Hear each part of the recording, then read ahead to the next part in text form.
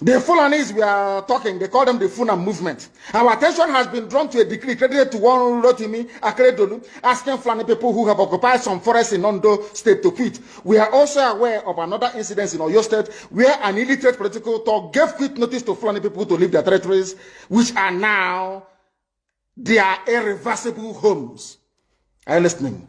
Fulani are now saying that Yoruba forest is now their irreversible homes. They have now occupied Yoruba land in perpetuity.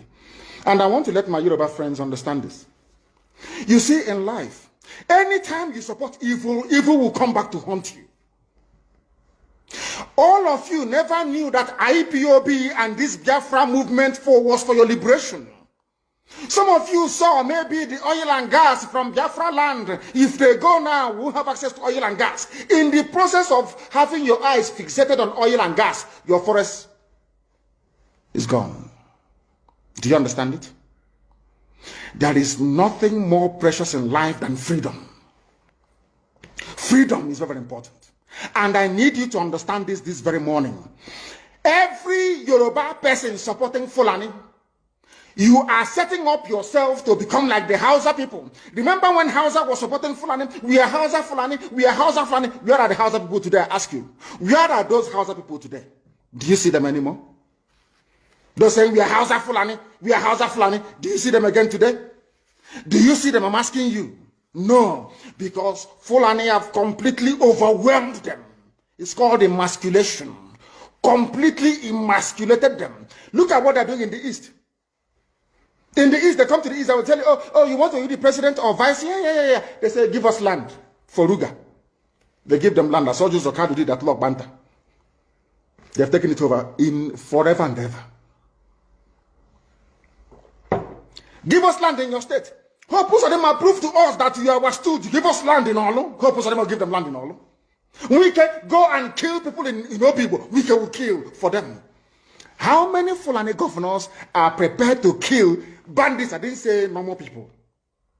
I'm talking about armed, dangerous bandits. How many Fulani governors? Go and read your newspapers, you will see it there. Fulani governors are negotiating with them, giving them arms, giving them vehicles, making sure that their life is no longer a misery. But see, they come down to the south. They tell you, give us land for Ruga. Go and kill your people to prove to us that you're one Nigerian. That was why Obioso was talking rubbish. He was talking, was it yesterday or 2 days ago? Supported by the BBC. The problem you people have in Nigeria is this. Your journalists, you see people, Punch newspaper, Tribune, Vanguard, and Nation, they are your second worst enemies. I'm telling you the truth. They can never, ever be objective in their reportage. Never, ever, ever. That's why all of you are suffering. But you don't know it. They were the same people used to scuttle the NSAS protest. Of course, some of you went about looking for Indomie in warehouses. Typical black people. Any revolution that is coming now, you must stand very firm. They'll say, oh, you're Igbo. Oh, you're Yoruba. Oh, you're from Europa. Don't join them. It's our turn in 2023. If you do this, you will scuttle our chances of becoming the president in 2023. Ask yourself, all of them that have been president from time immemorial, what benefit has it brought to you as a human being? Absolutely nothing. So you have nothing to lose. Absolutely nothing to lose. You look at them now, how they have now descended on Yoruba people, asking them to concede, give us your forest, we must graze, we must do this, we must do that. And slowly before your eyes, they are giving in, they are capitulating, they are allowing them to go, if you don't give it to us, so Tinubu will not be president in 2023. Tinubu won't be the president. That's what I'm saying to you. And foolishly you will agree and hand over your land to them. And once they take your land over from you, look at Hausa. Because there is a saying where we come from. If you want to know what your life is going to become in the future, look at Hausa people. If you want to understand, appreciate, I will say, the life that you are about to bequeath to your children and grandchildren, look at Hausa people. Is there any Hausa governor today? Is there any Hausa emir? Is their land though? Katsina is Hausa land. Kanu is Hausa land. Sokoto is Hausa land. The Hausa people own it, indigenous to those areas. I'm asking you this question. Is there any Hausa man who's an emir in the north? The answer is no. Something's going to happen to you. If you don't rise up now to break, I'm not even asking people to break this rule. Demand for what rightfully belongs to you, your freedom. The freedom to decide. The freedom to write a constitution if you prefer. The freedom to live with whoever you want to live with. That is what we're asking for. But most people misunderstood what we are saying. And today, almost everything we have said about the zoo has come to pass. Everything we have told you, everything I told you has come to pass, hasn't it? Everything. And some people are still questioning and arguing. They said,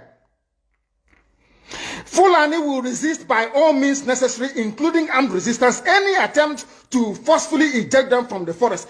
Yoruba, you must ask yourself this question. When we were pursuing them from Ebonyi, why didn't they say something about ESN or Nnamdi Kanu? Why? Have you asked yourself that question? Because they know we are prepared to die to defend our land. They understand that very well. That is the only language the Fulani understand.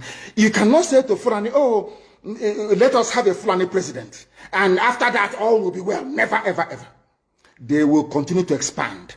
They will continue to identify idiots in your midst, traitors, saboteurs in your midst. They will promise them heaven and earth. They will give them anything they ask for in order to ensure that they get into you, they subjugate you. Look at Yoruba land, the Lorin. Yoruba, how did you lose a Lorin? You lost a Lorin because somebody thought or felt that by aligning himself with what he felt was a superior Fulani force, he can defeat his own people. Afonja, what happened?